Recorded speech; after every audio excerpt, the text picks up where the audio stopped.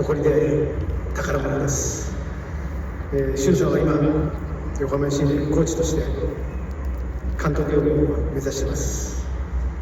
中村俊輔監督が誕生することを心待ちにし楽しみにしています。今日のこの引退試合、心の底からサッカーを楽しんでください。そしてサポーターの皆さんも、選手と一緒に、この引退試合を盛り上げてください。よろしくお願いします。それではキックオフカウントダウンをいきたいと思います。皆さんもご一緒にどうぞ。それでは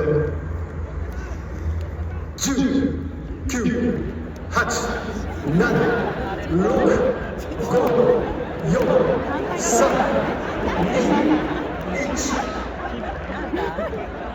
キックオフ